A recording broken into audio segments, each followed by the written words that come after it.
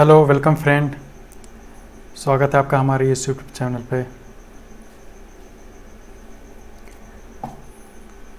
तो हो रही है, एक बार प्लीज़ कमेंट करके बताएंगे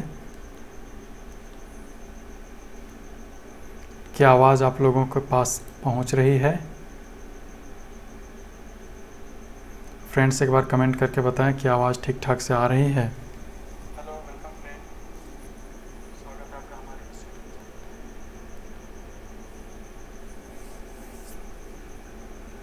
चलिए, आप लोगों के मन पे अगर कोई क्वेश्चन है तो एक बार आप कमेंट में पूछ सकते हैं, और नहीं तो मैं फिर आज का क्विज स्टार्ट करूँगा।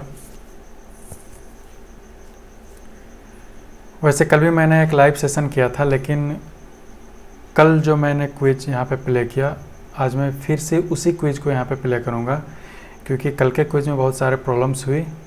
इसकी वजह से मुझे लग रहा है कि मुझे एक बार फिर से इस क्विज को यहाँ पे प्ले करना पड़ेगा।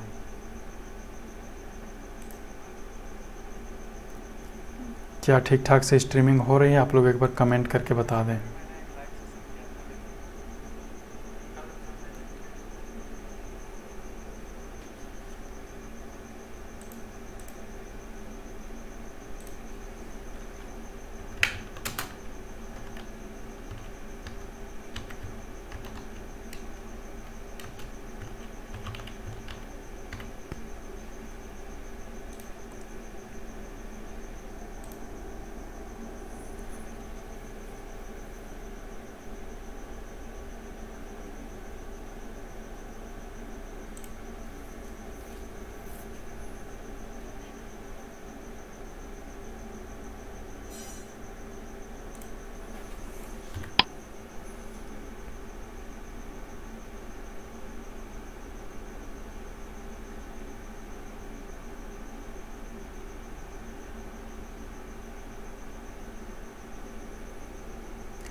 चलिए शुरू करते हैं।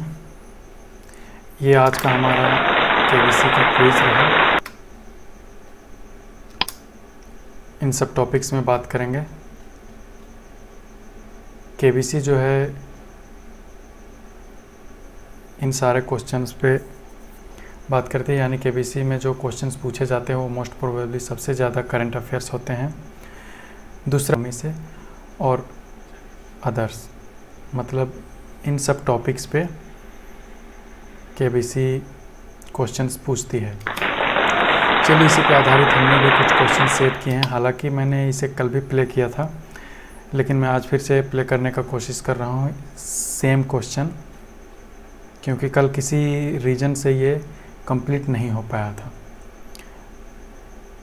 तो चलिए हम स्टार्ट करते हैं। पहला क्वेश्चन, आप लोग ऑप्शन कमेंट करके इसका आंसर बता सकते हैं। चीनी यात्री फाहियान किस गुप्त शासक के शासनकाल के दौरान भारत आया था? और आप लोगों के ऑप्शंस रहे ये आप लोगों के सामने। ए चंद्रगुप्त मौर्य, बी समुद्रगुप्त, सी चंद्रगुप्त द्वितीय, और डी कुमारगुप्त। और आप लोगों के समय शुरू होते हैं अब। ज़रूर बताइए इसका आंसर।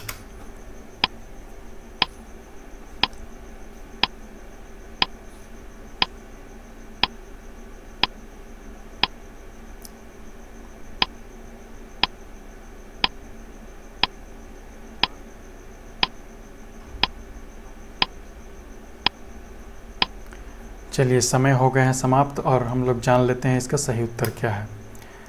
तो इसका सही उत्तर है सी चंद्रगुप्त द्वितीय। ठीक है, हम बढ़ते हैं नेक्स्ट प्रश्न की ओर।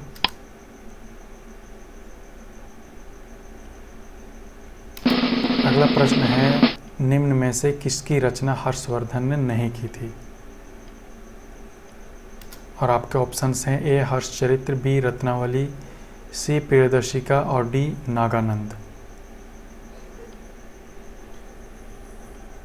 और आपके समय शुरू होते हैं अब। चलिए, आप लोग कमेंट करके जल्दी से इसका आंसर बताइए।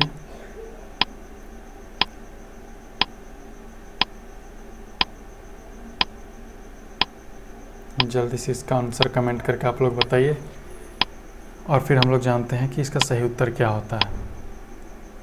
चलिए आपके समय समाप्त हो गए हैं, जल्दी से उत्तर दीजिए, फिर हम आगे बढ़ते हैं। और इसका सही उत्तर है हर्षचरित, यानी हर्षवर्धन ने हर्षचरित की रचना नहीं की थी। ठीक है, हम बढ़ते हैं नेक्स्ट प्रश्न की ओर। अगला प्रश्न है वायुमंडलीय दाब मापने का पैमाना क्या है। देखिए इस प्रश्न को हम कल भी किए हुए थे, लेकिन कल किसी कारण से पूरा क्विज ख़त्म नहीं हो पाया, बीच में ही सेशन को एंड करना पड़ा। ठीक है, तो चलिए हम इसे फिर से आगे बढ़ाते हैं और आप लोगों के ऑप्शंस आप लोगों के सामने ये रहे। ए बैरोमीटर, बी मिलीमीटर, सी वोल्टमीटर और डी डेकामीटर। आप लोगों के समय शुरू होते हैं अब। कमेंट पे इसका आंसर जल्दी से बताइए।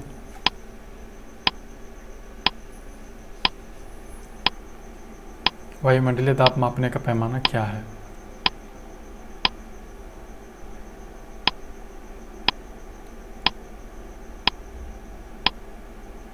चलिए इसका सही उत्तर जान लेते हैं। सही उत्तर है बैरोमीटर, यानी कि वायुमंडलीय दाब मापने का जो पैमाना है वो बैरोमीटर है। नेक्स्ट क्वेश्चन है हाल ही में प्रसिद्ध व्यक्ति जयराम कुलकर्णी का निधन हो गया, वे कौन थे।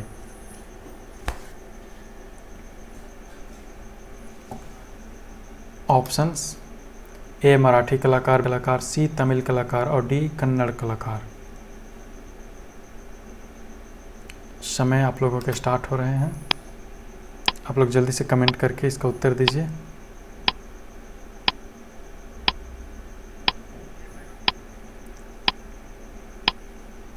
चलिए घड़ी चल पड़ी है अपने काउंटडाउन की ओर। आपको इसका सही उत्तर बताना है कमेंट में। चलिए आप लोगों के समय समाप्त हो गए हैं, मैं इसका आंसर बता दिया देता हूँ। इसका सही उत्तर है मराठी कलाकार। मराठी कलाकार जयराम कुलकर्णी, जिसका हाल ही में निधन हो गया। ठीक है, हम बढ़ते हैं नेक्स्ट प्रश्न की ओर। अगला प्रश्न है हाल ही में सिडबी द्वारा नए उद्यमियों के लिए किस नाम से एक विशेष रेलगाड़ी आरंभ की गई। सिडबी के बारे में आप लोग जानते होंगे।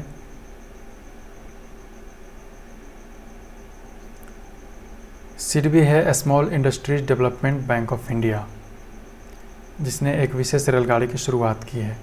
तो ऑप्शंस मैं आप लोग को दे रहा हूँ।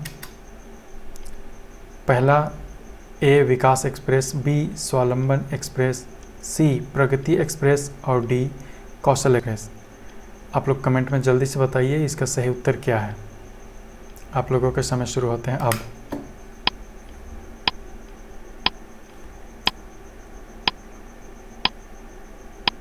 नए उद्यमियों के लिए किस नाम से एक विशेष रेलगाड़ी का आरंभ की गई है।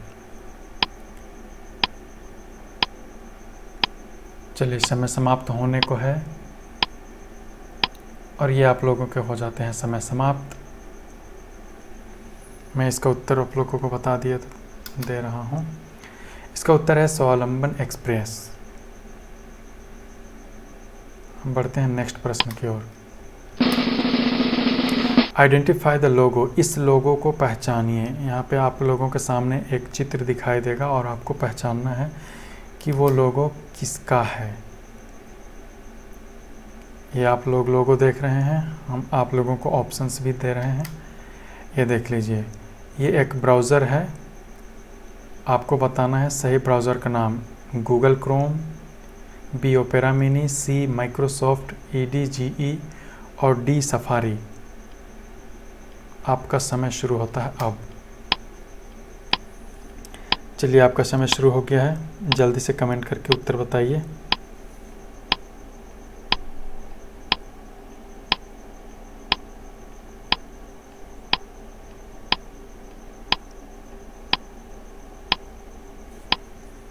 चलिए समय हो गया है समाप्त। हम इसका सही उत्तर बताते हैं। ये माइक्रोसॉफ्ट EDGE का लोगो है, जो एक ब्राउज़र है जिससे इंटरनेट सर्फिंग करते हैं आप लोग कुछ भी, मतलब एक ब्राउजिंग है जैसे आप गूगल क्रोम यूज़ करते हैं, जस्ट लाइक उसके तरीके का। ठीक है, अगला प्रश्न आप लोगों के सामने ये है, किस फुटबॉल टीम ने हाल ही में इंडियन सुपर लीग 2019-20 का खिताब जीता है? फुटबॉल टीम का नाम बताना है। ऑप्शंस आप लोगों के सामने ये रहा, FC Goa, B Odisha FC, C ATK और D चेन्नई FC। आप लोगों का समय शुरू हो गया है। चलिए कमेंट करके जल्दी से इसका उत्तर दीजिए। एक बार वीडियो को लाइक कर दीजिए आप लोग और अपने दोस्तों में एक बार शेयर कर दीजिए। बहुत कम लोग लाइव जुड़े हुए हैं, एक बार वीडियो को शेयर कर दीजिए।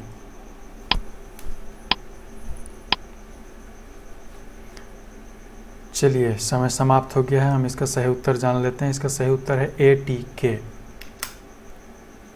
एक फुटबॉल टीम का नाम है जो इंडियन सुपर लीग 2019-20 का खिताब जीता है। चलिए अगला 8वां प्रश्न, इस राज्य की सरकार ने हाल ही में सरकारी नौकरियों में पदोन्नति को आरक्षण खत्म कर दिया है? Options A Uttar Pradesh, B Madhya Pradesh, C Odisha और D उत्तराखंड। चलिए समय शुरू हो गया है। समय को ध्यान में रखते हुए आप जल्दी से कमेंट करके इसका उत्तर बताइए कि कौन से राज्य सरकार ने अभी नौकरियों में पदोन्नति में आरक्षण को खत्म कर दिया है।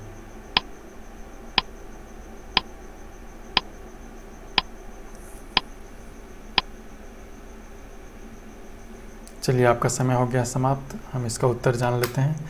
इसका सही उत्तर है उत्तराखंड। उत्तराखंड की सरकार ने अभी हाल ही में पदोन्नति के लिए आरक्षण को ख़त्म कर दिया है।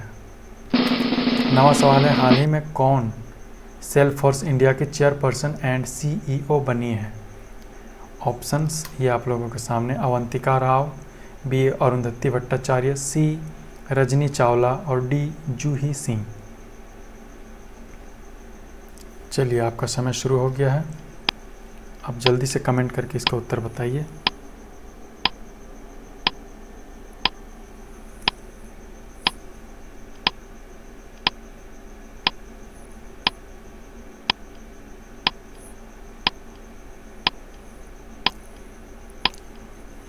चलिए आपका समय हो गया है समाप्त और हम इसका उत्तर जान लेते हैं। इसका सही उत्तर है अरुंधति भट्टाचार्य, जो सेल्फ फोर्स इंडिया के चेयरपर्सन एंड CEO बनी है। ठीक है, आगे बढ़ते हैं। 10वां प्रश्न, नागालैंड भारत का विधिवत राज्य कब बना? ऑप्शंस A 1963 ईस्वी में, B 1964 में, C 1965 में या D 1966 में। कब बना है? चलिए आप लोग का समय शुरू हो रहा है। आप लोग 20 सेकंड में इसका उत्तर देना है। कमेंट करके जल्दी से बताइए। ये KBC से संबंधित आप लोगों के लिए महत्वपूर्ण क्वेश्चन है, इम्पोर्टेंट प्रश्न। चलिए आप लोगों का समय समाप्त हो गया है और इसका सही उत्तर जान लेते हैं। इसका सही उत्तर है A 1963। यानी 1963 में जो नागालैंड है वो भारत का विधिवत राज्य बना है। ठीक है, हम अगले प्रश्न की ओर बढ़ते हैं। आप लोगों के सामने मुख्यमंत्री की नियुक्ति कौन करता है? बहुत ही आसान सा क्वेश्चन है। मुख्यमंत्री की नियुक्ति कौन करता है? ऑप्शंस आप लोग देख लीजिए। A मुख्य न्यायाधीश, B राष्ट्रपति, C राज्यपाल और D प्रधानमंत्री। आप लोगों के समय शुरू होते हैं अब। कमेंट करके जल्दी से इसका उत्तर बताइए कि मुख्यमंत्री की नियुक्ति कौन करता है। वैसे तो आप लोग जानते हैं कि इसका चुनाव होता है, चुनाव के बाद मुख्यमंत्री चुना जाता है। चुनाव आम आदमी वोटिंग सिस्टम से करते हैं,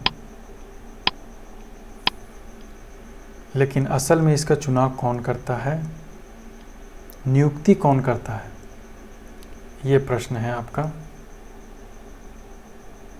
चलिए इसका सही उत्तर जान लेते हैं हम लोग। मुख्यमंत्री की नियुक्ति राज्यपाल करते हैं।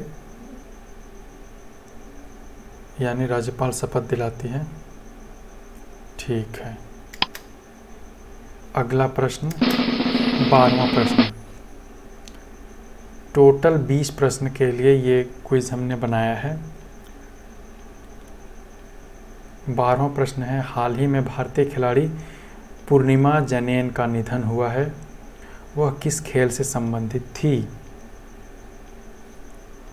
ऑप्शंस देख लीजिए। ए निशानेबाजी, बी क्रिकेट, सी हॉकी और डी टेनिस। पूर्णिमा जनेन जिसका निधन हो गया वो किस खेल से संबंधित है? आप लोग इसका आंसर जल्दी से बताइए। आप लोग का समय शुरू हो चुका है। कमेंट करके जल्दी से इसका उत्तर दे दीजिए कि ये किस खेल से संबंधित है, वो कौन सा खेल खेलती थी।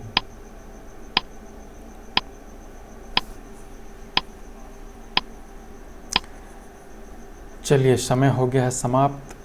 हम जान लेते हैं इसका सही उत्तर क्या है। निशानेबाजी। जी हाँ, ये जो पूर्णिमा जनेन जिनका निधन हो गया है वो निशानेबाज थी। चलिए अगला प्रश्न 13वां प्रश्न। 18 जून को प्रतिवर्ष किस दिवस के रूप में मनाया जाता है? Options. Autist pride day, B father's day, C मातृ दिवस और डी संगीत दिवस। ठीक है, आप लोग का समय शुरू हो गया है। चलिए 20 सेकंड आपको समय मिलते हैं। आप जल्दी से कमेंट करके इसका उत्तर बता दीजिए।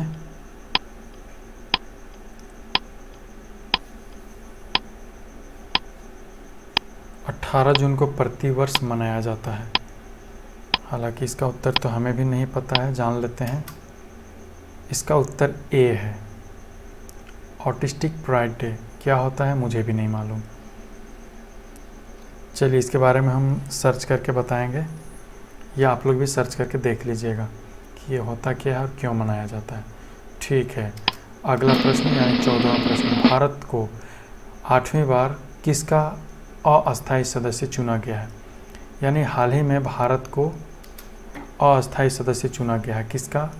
ऑप्शन ए विश्व सुरक्षा परिषद, बी ICMR, सी चित्रा इंस्टीट्यूट और डी G7। चलिए आपका समय शुरू हो गया है। आपको इसका उत्तर 20 सेकेंड के अंदर बताना है। आप लोगों ने KBC का ऑडिशन भी दिया होगा तो आप लोगों के सामने 20 सेकेंड आए होंगे, लेकिन वो 20 सेकेंड आप लोगों के सामने एक साथ ही प्रश्न और उसका ऑप्शंस एक साथ दिया जाता था और टाइम भी एट ए टाइम काउंटडाउन में चलना स्टार्ट हो जाता था। यानी कि 20 सेकंड में ही आपको सारे प्रश्न को, मतलब एक प्रश्न को आपको हल करना था, यानी कि पढ़ना भी था और उसको हल भी करना था। ठीक है, तो इसका सही उत्तर जान लेते हैं। ए विश्व सुरक्षा परिषद, यानी भारत को 8वीं बार अस्थायी सदस्य चुना गया है विश्व सुरक्षा परिषद में।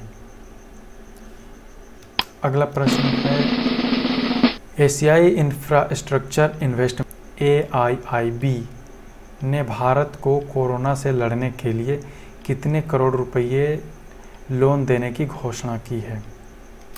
ऑप्शंस 11,714 करोड़, बी 10,714 करोड़, सी 5,714 करोड़ और डी 8,714 करोड़। चलिए आपका समय शुरू होता है।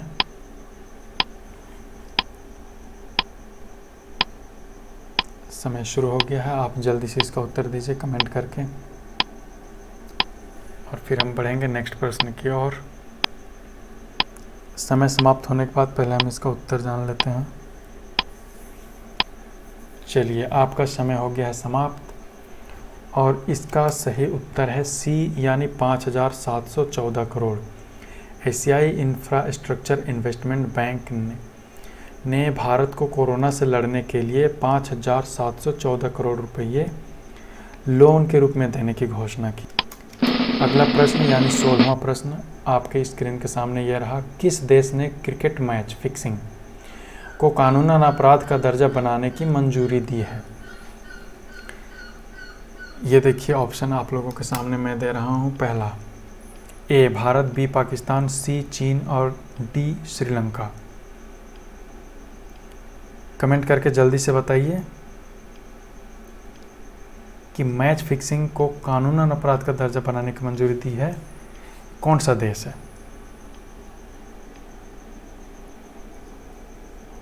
ठीक है,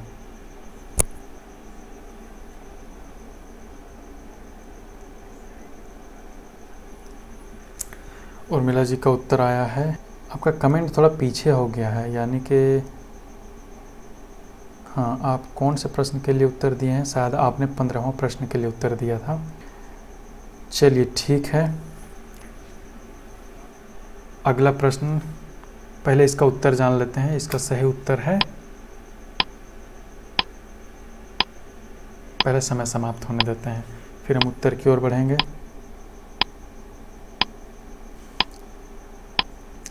ठीक है, इसका सही उत्तर तो है पाकिस्तान। आप लोगों ने अभी तक कमेंट नहीं किया है। उर्मिला जी का उत्तर आया है ए। इसका सही उत्तर है बी पाकिस्तान। ठीक है, चलिए हम बढ़ते हैं नेक्स्ट प्रश्न की ओर। अगला प्रश्न यानी 17वां प्रश्न है, चीन की अंतरिक्ष एजेंसी ने किस सिस्टम को लॉन्च किया है? चीन की अंतरिक्ष एजेंसी ने किस सिस्टम को लॉन्च किया है?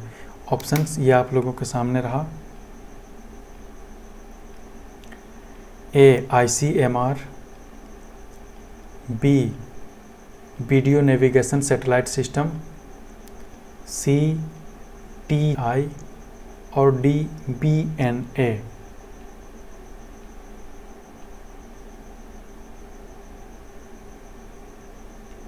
चलिए आप लोगों का समय शुरू होता है अब।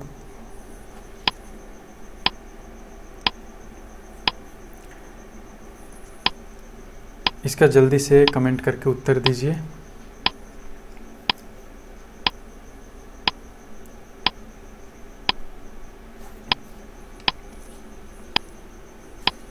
ठीक है, आप लोगों के समय हो गए हैं समाप्त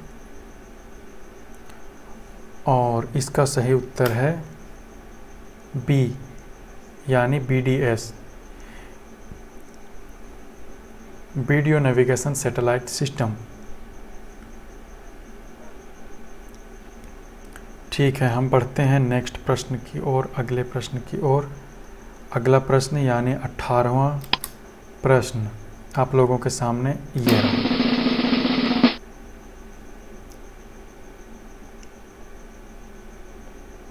विश्व संगीत दिवस वर्ल्ड म्यूजिक डे हर वर्ष मनाया जाता है कब? लीजिए, ए 21 जून, बी 10 जून, सी 11 जून और डी 15 जून।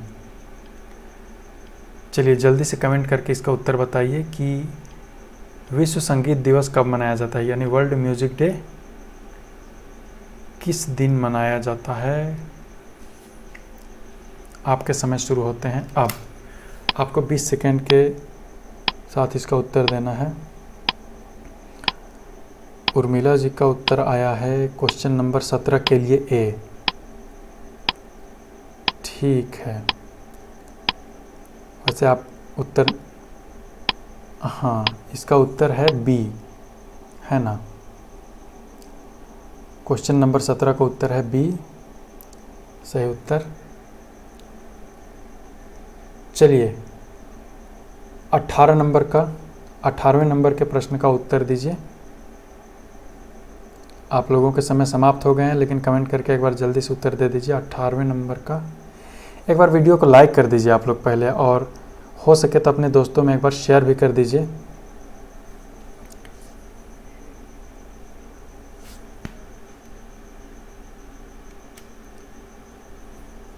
चलिए उर्मिला जी,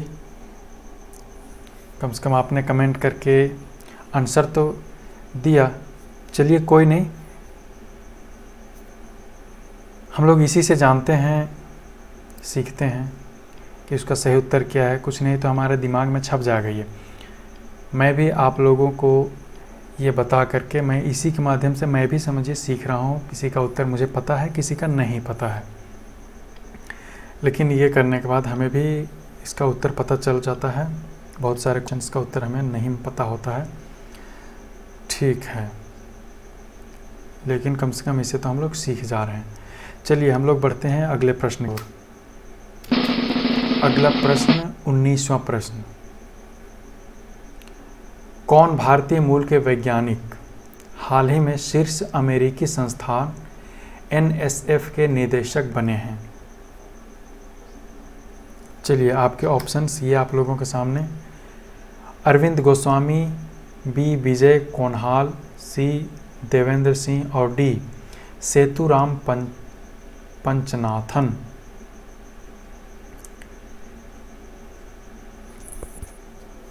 चलिए इसका उत्तर कमेंट करके बताइए। इसका उत्तर हमें भी पता नहीं है, वैसे आप लोगों के लिए समय शुरू होता है। अब आप लोग कमेंट करके इसका उत्तर जल्दी से बताइएगा। एक बार वीडियो को लाइक कर दीजिए आप लोग। चलिए जो भी लाइव जुड़े हुए हैं, एक बार वीडियो को लाइक कर दीजिए।